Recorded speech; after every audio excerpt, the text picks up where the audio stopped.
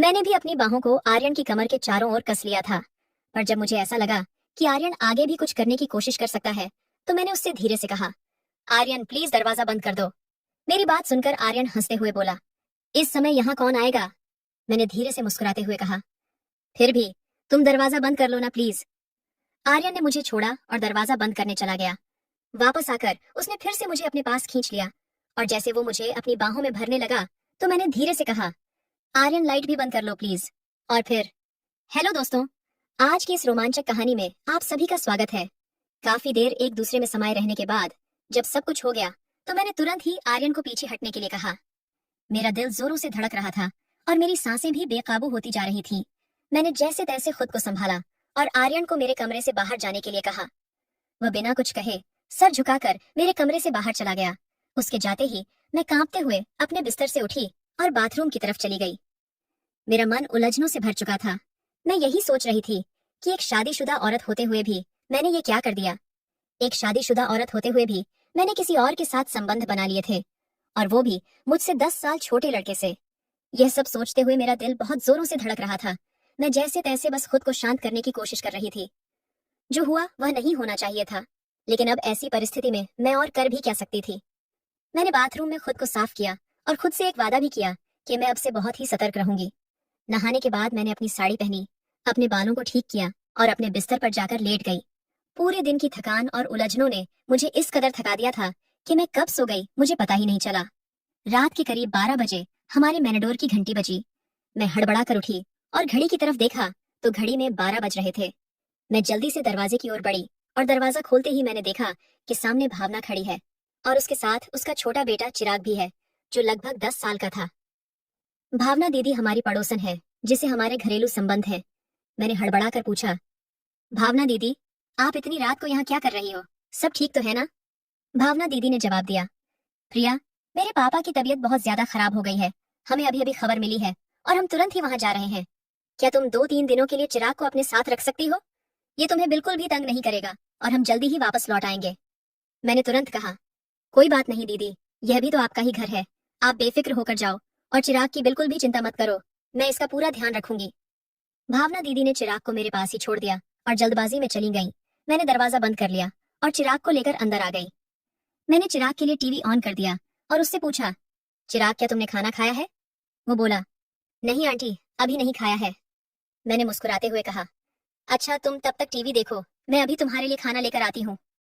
मैंने खाना गर्म करके टेबल पर रख दिया और चिराग को खाना परोस दिया। चिराग खाना खाने लगा और मैं भी उसके पास वाली कुर्सी पर बैठ गई।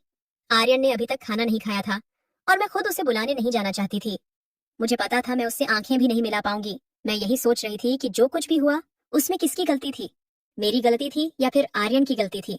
कुछ देर बाद मैंने आर्यन के कदमों की आहट सुनी और उसके कदमों की आहट सुनकर मैं अपने विचारों से बाहर आ गई। मैंने बिना उसकी ओर देखे उससे कहा, आर्यन तुम भी खाना खा लो, मैंने खाना गर्म कर दिया है। वो मेरे बगल वाली कुर्सी पर ही बैठ गया और चुपचाप खाना खाने लगा। मैं भी खाना खा रही थी, लेकिन मेरी नजरें बार बार आर्यन की तरफ जा रही थीं। मैं यही सोचती रही कि एक शादीशुदा औरत होते हुए भी मैंने ये क्या कर दिया। आर्यन ने खाना खाते हुए मुझसे पूछा, ये बच्चा कौन है? मैंने बिना आंखें मिलाए उसे जवाब दिया, ये भावना दीदी का बेटा चिराग है। उनके पापा की तबीयत अचानक बहुत खराब हो गई है, इसलिए वो उनके पास गई हैं और चिराग को हमारे पास छोड़ गई हैं। इसके बाद हम दोनों के बीच कोई बात नहीं हुई और आर्यन खाना खाकर अपने कमरे में चला गया।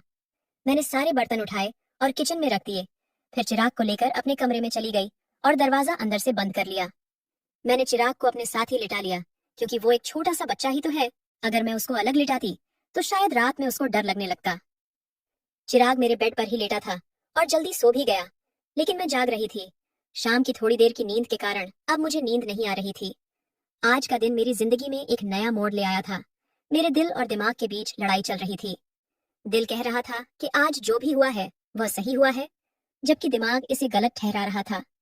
मेरा दिल तो यही भी कह रहा था कि एक शादीशुदा औरत होते हुए भी मैं एक अधूरी सी जिंदगी जी रही थी, और अगर किस्मत ने मेरे लिए कोई रास्ता खोला तो इसमें क्या बुराई है। मैं अपने इन्हीं ख्यालों में खोई हुई थी कि अचानक से मेरे कमरे के दरवाजे पर दस्तक हुई। घर में मेरे और चिराग के अलावा सिर्फ आर्यन ही था, तो इसका मतलब दस्तक देने वाला आर्यन ही हो सकता था। मेरा दिल फिर से तेजी से धड़कने लगा था। मैंने चुपचाप लेटे रहने की कोशिश की, लेकिन दस्तक फिर से हुई। मैं यही सोच रही थी कि कहीं चिराग जाग न जाए, और यही सोचकर मैंने धीरे से उठकर दरवाजा खोल दिया। सामने आर्यन को देखकर मैं थोड़ा सा चौंक गई और उससे पूछा, अब क्या है, तुम यहाँ क्यों आए हो? आर्यन ने धीमी आवाज में मुझसे पूछा, क्या मैं अंदर आ सकता हूँ? मैंने कहा, नहीं, बिल्कुल भी नहीं, तुम जाओ यहाँ से। और इतना कहकर मैंने दरवाजा बंद कर दिया। मेरी सांसें तेज रही थीं और मेरे दिमाग में कई सवाल उठ रहे थे। मैं सोचने लगी कि ये अंदर क्यों आना चाहता है? क्या वो फिर से मेरे साथ कुछ गलत करना चाहता है? नहीं, ऐसा नहीं हो सकता। चिराग भी तो मेरे कमरे में है, और एक बार जो गलती मुझसे हो गई वो मैं दोबारा नहीं दोहराऊंगी। अब ऐसा कभी भी नहीं होगा। लेकिन तभी मेरे दिल के कोने से एक आवाज आई, तो क्या हुआ अगर ऐसा हो भी गया? आखिरकार सबकी जिंदगी में ऐसे मौके आते हैं। अब जब एक बार सब कुछ हो ही चुका है, तो अगर दोबारा भी हो जाए तो क्या फर्क पड़ जाएगा? पिछले कई सालों से तुमने अपने आप को रोक कर रखा है, और अब जब मौका मिला है तो इसे गंवाना ठीक नहीं है। जिंदगी ऐसे मौके बार बार नहीं देती। मैं बिस्तर पर बैठी इन्हीं ख्यालों में डूब चुकी थी कि अगर मौका मिला है तो क्या इसे छोड़ देना चाहिए? आर्यन तो अभी जवान है, उसकी जिंदगी में तो ऐसे मौके और भी आएंगे, लेकिन मेरे लिए, मेरे पास तो बस ये एक ही मौका है। क्या मुझे अपनी जिंदगी जीने का हक नहीं है? मैं इन्हीं विचारों में उलझी हुई थी। मेरे दिल और दिमाग के बीच जंग हो रही थी। आखिरकार मेरे मन की आवाज ने मेरे दिल की आवाज पर जीत हासिल कर ली। मुझे आर्यन के प्रति अपने पिछले व्यवहार के बारे में सोचकर अफसोस सा होने लगा। मैंने उसे बहुत ही गुस्से से अपने कमरे से भगाया था, और इस बात का मुझे बहुत ही दुख हो रहा था। मैं मुस्कुराते हुए अपने बिस्तर से उठी और अलमारी में से एक आकर्षक लाल रंग का जोड़ा निकालकर पहनने का विचार किया, और फिर बाथरूम में जाकर कपड़े बदल दिए। कपड़े बदलने के बाद मैं अपने कमरे में आई, और कमरे में आकर मैंने अपना हल्का फुल्का सा मेकअप कर लिया। मैंने अपना लाल रंग वाला जोड़ा पहन लिया था और ऊंची हील वाली सैंडल भी पहन ली थी। मैं बहुत ही सुंदर लग रही थी, और मैं यह सोचकर मुस्कुरा रही थी कि अगर आर्यन मुझसे नाराज भी हो गया होगा तो वो मुझे इस तरह देखकर बहुत ही खुश हो जाएगा। मैंने देख लिया था कि चिराग गहरी नींद में सो रहा है। मैंने धीरे से अपने कमरे की लाइट बंद कर दी और दरवाजा बंद करके सीढ़ियों से ऊपर चली आई। मेरा दिल जोर जोर से धड़क रहा था। जब मैं ऊपर पहुंची तो मैंने देखा कि आर्यन के कमरे का दरवाजा खुला हुआ है और अंदर से हल्की हल्की रोशनी बाहर आ रही है। जब मैंने अंदर जाकर देखा तो आर्यन वहां नहीं था। तब तक मुझे पीछे से किसी के कदमों की आहट सुनाई दी। जब मैंने मुड़कर देखा तो वहां आर्यन खड़ा था। जब आर्यन मेरे करीब आया तो मैंने झिझकते हुए पूछा, तुम अभी तक सोए क्यों नहीं? आर्यन ने आगे बढ़कर मेरे एक हाथ को अपने हाथ में थाम लिया। उसकी नजदीकी से मेरे दिल की धड़कनें और तेज हो गई थीं। आर्यन ने मुस्कुराते हुए कहा, मुझे यकीन था कि आप मेरे पास जरूर आओगी। और इतना कहकर उसने मुझे अपनी तरफ खींच लिया। मैं बिना किसी प्रतिरोध के उसके पास चली आई।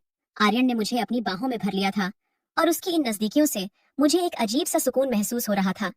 मैंने आर्यन के सीने में अपना चेहरा छुपा लिया और धीरे से बोली, आर्यन, मुझे बहुत डर लग रहा है। मेरी यह बात सुनकर आर्यन ने मुझे और भी ज्यादा प्यार से अपनी बाहों में कस लिया और पूछा, डर किस बात का लग रहा है? मुझे उसकी बाहों में बहुत असहज महसूस हो रहा था, लेकिन एक अजीब सा आकर्षण भी महसूस हो रहा था। मैंने धीरे से कहा, कोई हमें देख ना ले। आर्यन ने भी धीरे से कहा, यहाँ है ही कौन जो हमें देखेगा? आर्यन ने मुझे अपनी बाहों में कस लिया, लेकिन मैंने हिम्मत जताकर कहा, आर्यन, अभी नहीं, यहाँ नहीं। आर्यन मेरे संकेत को समझ गया और वो मेरा हाथ थामकर मुझे अपने कमरे की ओर ले गया। जब मैं कमरे में पहुंची तो मेरी धड़कन और तेज हो गई। कमरे में पहुंचते ही आर्यन ने लाइट जलाई और फिर धीरे से मुझे अपनी बाहों में भर लिया। मैंने अपनी पीठ को अर्जुन के सीने से सटा दिया। हालांकि मैं अभी भी थोड़ा सा घबराई हुई थी, लेकिन आर्यन के सीने से लगकर मुझे थोड़ा सा सुकून मिल रहा था। उसने धीरे से मेरी गर्दन पर अपना सिर रख दिया, जिससे मेरा दिल जोरों से धड़कने लगा। आर्यन ने अपनी प्यारी आवाज में कहा, आज तो आपका हुस्न कुछ खास ही लग रहा है। आर्यन के होंठ मेरी गर्दन पर और उसका एक हाथ धीरे धीरे मेरी कमर के आसपास घूम रहा था। उसकी इस नजदीकी का एहसास मुझे पागल कर रहा था, लेकिन मैं खुद को काबू करने की कोशिश कर रही थी। मैंने यह सब पहले कभी भी महसूस नहीं किया था। आर्यन ने मुझे चूमते हुए कहा, आपकी खूबसूरती ने तो मुझे घायल ही कर दिया है। फिर उसने अपने हाथ में पकड़े हुए ग्लास को मेरे होठों के पास ले जाकर कहा, इसमें जो भी है वो थोड़ा सा पी लो। मैंने उसे मना करते हुए कहा, नहीं आर्यन, मैंने पहले कभी भी नहीं पी है। और यह कहकर मैंने ग्लास को अपने होठों से दूर कर दिया। उसकी मीठी बातें से मेरी सारी हिचकिचाहट दूर हो गई, और आर्यन ने जैसे ही ग्लास को फिर से मेरे होठों के पास लाया तो मैंने कुछ घूंट ले लिए। शुरुआत में मुझे उसका स्वाद थोड़ा कड़वा सा लगा, लेकिन कुछ और घूंट पीने के बाद इसका स्वाद मुझे अच्छा लगने लगा था।